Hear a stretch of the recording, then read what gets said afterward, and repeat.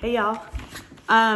So today I'm going to show you a couple ways you can work with markers. I'll show you some things that happen when you use markers that sometimes students are like, nah miss, this looks like a kindergartner did it. So ways to really make things like Crayola markers work really well within your work to add value, color, and it's really fun, and I'm going to show you a couple fun things you can do. Ways to make sure that it looks the way you want it to, right? Make sure that you have your plain white paper. I have a couple sets of markers. One set is fine. Paper towel. I got my glass with water. This is a mason jar. I have a paintbrush, but I also put in my toothbrush to just show you that you can use more than just maybe what you think you can use, right? There's more things you can use to be creative. I have a pencil because I'm going to draw some basic shapes just to use to add my color and value inside. I think that's a given though. Okay, so let's get started. Okay, so let's show you a couple ways, very simple ways to add value. A lot of times students just color, and that's totally fine, which you can totally do, like this one right here.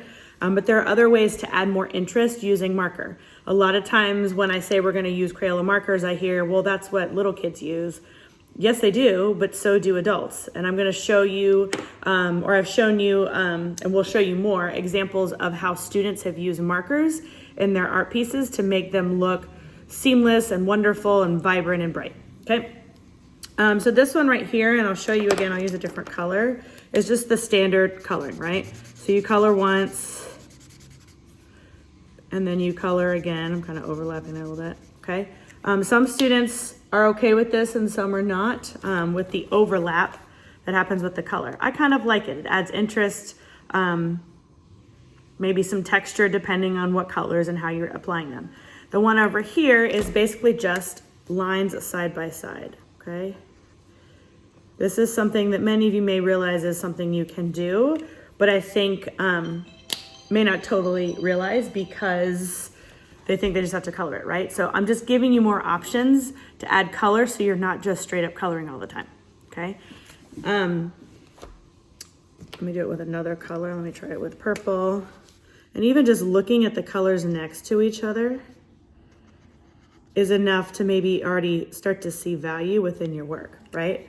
Like I love seeing these two together, right? Maybe the purple could be a little lighter, but just in general, like if you see here with my markers, if you're adding value, one way to add value to your work shading wise with your markers is to have similar values. You can see all four of these are very similar in their tone, right? The color that they are, okay? Okay, so within my shape, I'm going to use my four colors that are similar. And I'm going to start with my blue. And I'm going to do straight lines. I'll do 3 straight lines. It depends on your shape. You kind of have to think about how much space you want to fill up. I'm next going to go to green. I'm going from dark to light. So it's kind of like using a pencil, except you have to change your marker. I did 4 there. It's all right. I'm going to go here. Actually, scratch that. I'm gonna go here. Maybe I stop with that green. I have a blue here, but I feel like these 3 colors next to each other create this value, right? So this is one way. It's simple. This is for bright, bold colors with not a lot of texture. Next, I'm going to show you some ways to add texture with your color using water, because these are water soluble, which means that when you mix them with water, they run, okay? All right, so let's try. I'm going to use kind of the same colors that I did before, and I'm going to just do some very rough things here. And I'll hold it up so you can see what I'm doing. A little closer.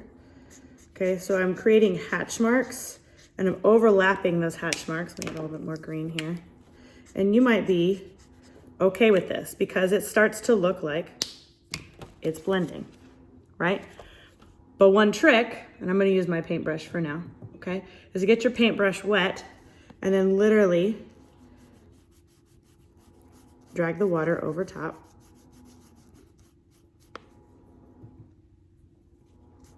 To fill in the white spaces.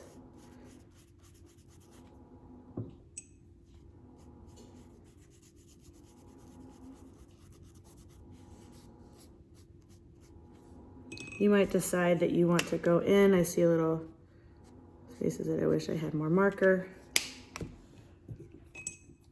It's not going to be perfect, but it's a really cool way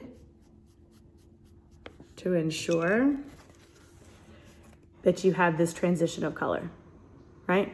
The important thing is, like, you could do it with different colors, but the important thing is to pick out markers that are similar in value. So when you put them together, it looks like you shaded dark to light, okay? I'm gonna do one more, and I'm gonna use purple, green, and yellow.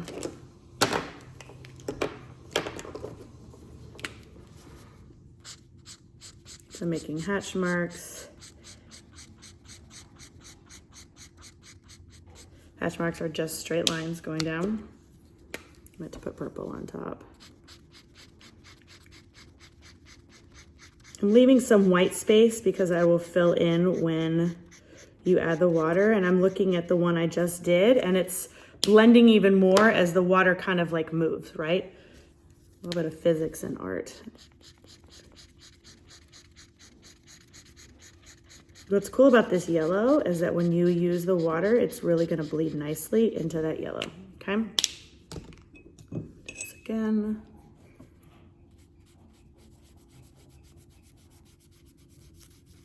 Make sure you have enough water so it actually bleeds through, right?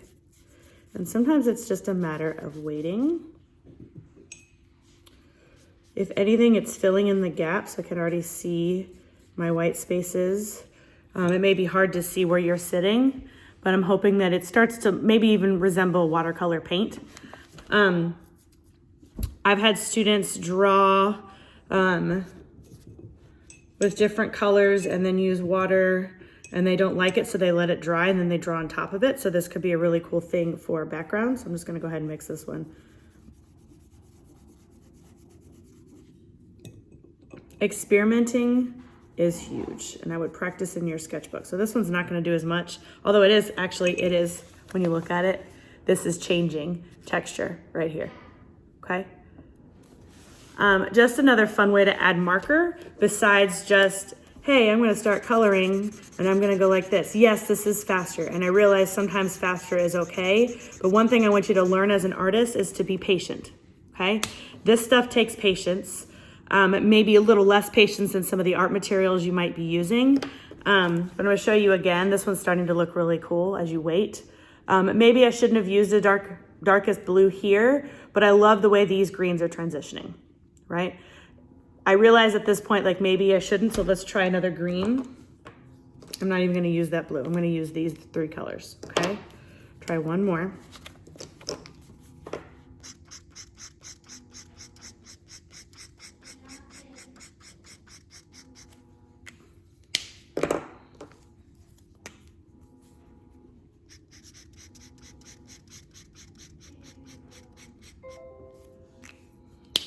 I feel like I could find another green to use. I think I'll just use what I have though. I'll use the blue.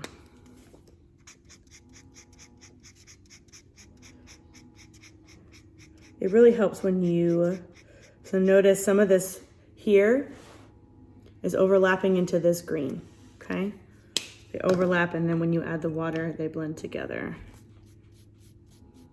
Again, this is not a required skill, but it is another way to add your work, especially knowing that markers are a pretty common thing, especially if you have kids at the house, and they're relatively inexpensive if you wanted to buy your own. Okay.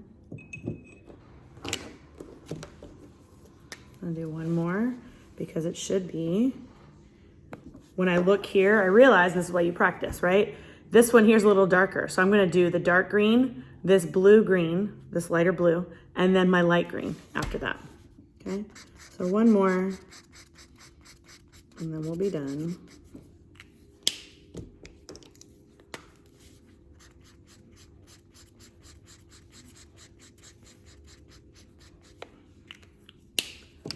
And then finalizing up with this green. Okay, it already looks fairly blended right here, right? Like it looks similar, and you probably you don't have to have this much space. You kind of make a decision on how much of the color you want to add in there, but it definitely is encouraged to practice first. Okay.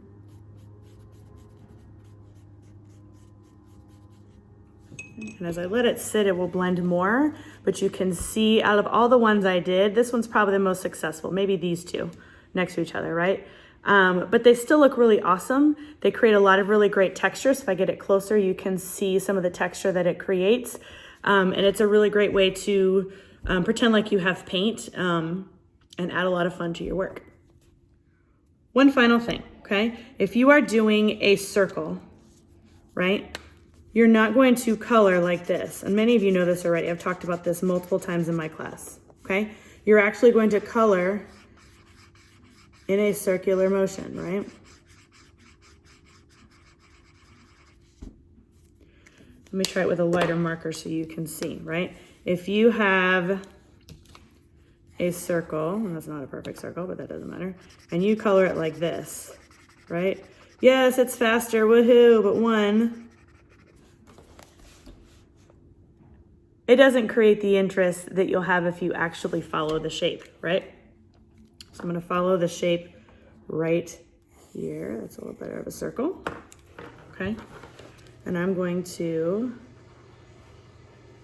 a lot of students will do this. Students and adults, right? Okay. That alone is interesting and different. I think more so than this one, right? And I'm gonna experiment because why not? And I'm also gonna add my water in a circular motion too. It's blending. You just have to give it some patience, okay? And you have a really cool, I mean, that doesn't look bad, but I feel like you'll have more success if you do this. Now, after you do that and you wanna add more, well, it's wet. Okay, just a little swirl on the inside to add some texture, okay? Just an option, okay, to add to your work. If you choose to use this, you can see that it's a lot of fun, so maybe it's more for like just stress relief, right? There's a lot going on in the world, and I want you guys to let art be kind of like your therapy, right? So whether you use this on a project or not, it's still fun to place in your sketchbook. The color is nice and vibrant. It looks a lot like watercolor when you add the water. And I hope that you attempt it because it is fun. Let me know what questions you have. Thanks, y'all.